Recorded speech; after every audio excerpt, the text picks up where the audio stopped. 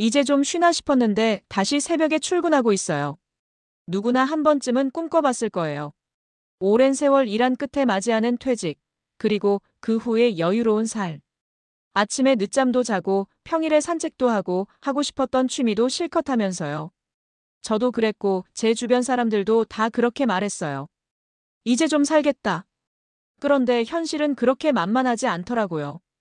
퇴직하면 끝인 줄 알았는데 거기서부터 또 다른 시작이었어요. 어떻게 살아갈 것인가에 대한 두 번째 인생의 숙제가 시작된 거죠. 오늘 이야기할 분도 그런 분이에요. 63세의 경비원 아저씨.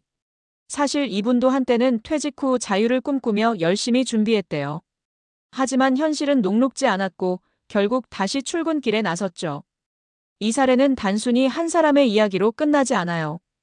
지금 이 순간에도 퇴직을 앞두고 있거나 막 맞이한 분들에겐 생생한 경고이자 교훈이 될 수 있어요. 본론 퇴직 후 자유, 왜 현실은 달랐을까? 1. 기대와 현실의 차이. 은퇴 생활은 휴식이 아니라 전환이다.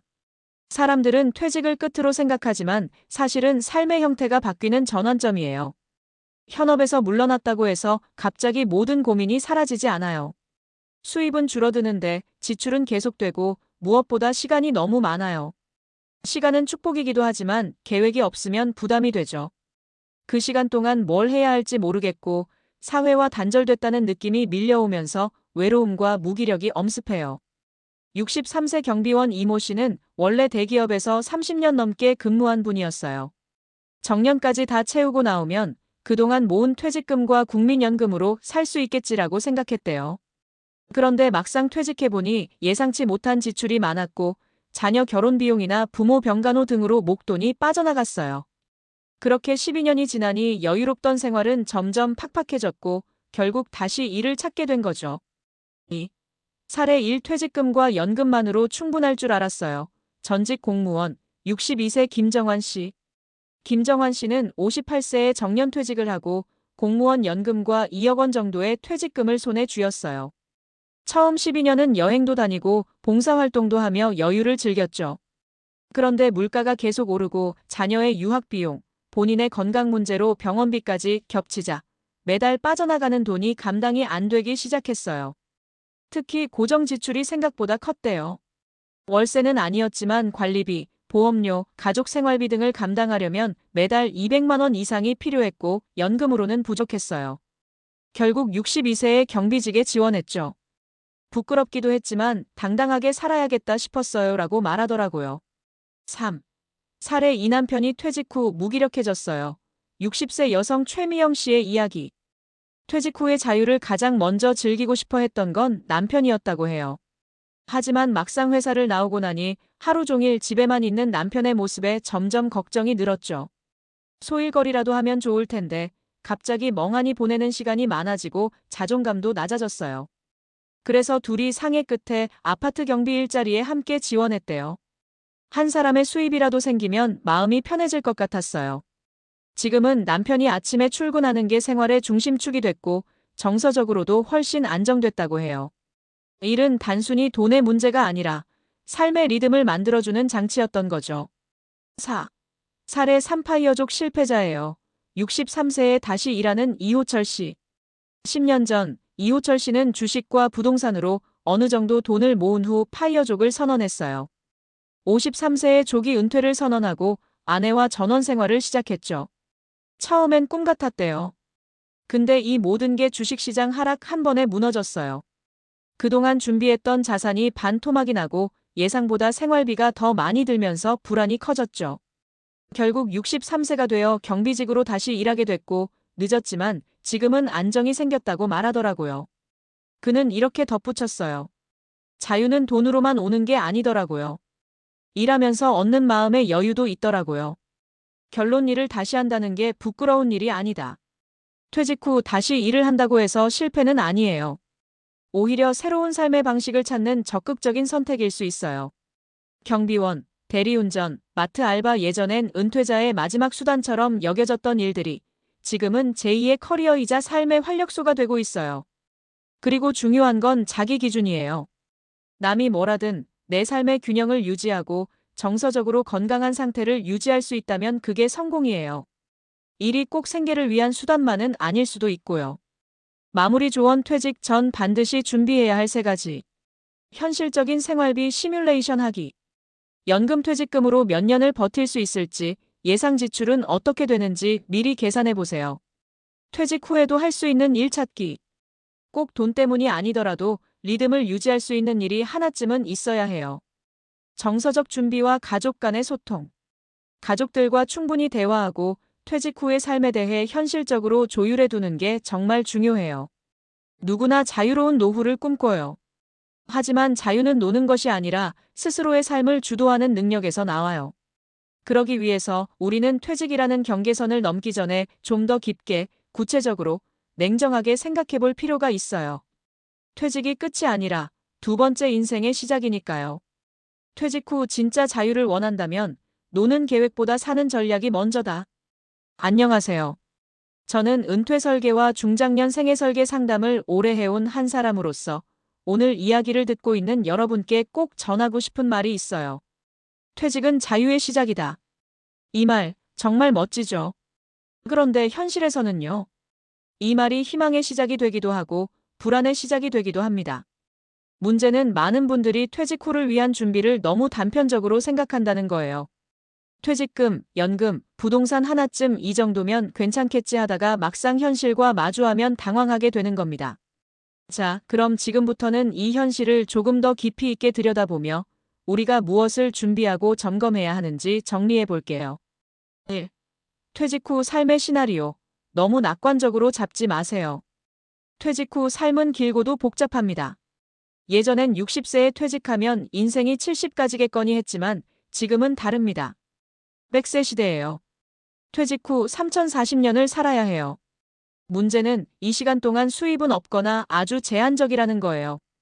그런데 대부분의 사람들은 퇴직 전 몇 년은 놀면서 쉬다가 천천히 생각해보자는 마음을 갖죠. 이게 함정이에요. 은퇴 후 첫 12년, 돈이 가장 많이 나갑니다. 왜냐하면 그동안 못 누린 것들을 누리려는 욕구가 커지거든요. 여행, 외식, 취미, 지인 모임, 가족 행사까지. 그런데 그 돈을 쓰는 동안 다음 수익이 없다는 사실은 종종 잊고 지내요. 여기서 중요한 포인트는요. 이제는 돈을 벌지 않고도 버틸 수 있는 구조인가? 이 질문에 냉정하게 답해야 해요. 단순히 몇 년을 버티는 문제가 아니라 30년 후에도 최소한 생존 가능한가? 를 따져봐야 하거든요. 2. 자유에는 책임이 따릅니다. 퇴직 후 시간 관리가 생존의 열쇠. 많은 분들이 이제 아침에 일어나서 출근 안 해도 된다는 걸 퇴직의 장점으로 꼽아요. 맞아요. 초기에는 정말 달콤하죠. 하지만 그 시간들이 계속 반복되면 의욕도, 리듬도, 건강도 무너집니다. 실제로 퇴직 후 무기력증이나 우울감을 호소하는 분들 중 대부분은요, 의미 있는 시간 활용에 실패한 경우예요. 반대로 경비원이나 배달, 도서관 근무 등 출근할 이유가 생긴 분들은 훨씬 정서적으로 안정돼 있어요. 여기서 중요한 건요, 일의 종류가 아니라 삶의 리듬을 만드는 힘이에요. 그러니 퇴직 전에 꼭 해보셔야 할 건 이겁니다. 나는 어떤 방식으로 시간을 보낼 건가? 내가 매일 아침 8시에 일어날 이유는 있는가? 그 시간에 내가 할 일, 만나야 할 사람, 가야 할 장소는 있는가? 퇴직 후 자유는 단순한 놀기가 아니라 삶의 구조를 스스로 설계해야 하는 고도의 전략 행위예요. 3. 돈은 생각보다 빨리 줄어들고 일은 생각보다 빨리 그리워집니다. 내가 쓴 돈만큼 내 통장에서 빠져나가면 그나마 양반이에요. 요즘은 물가도 오르고 의료비도 갑자기 들어가고 자녀 지원도 끝이 없고 게다가 연금은 정해진 액수지만 지출은 예측 불가해요.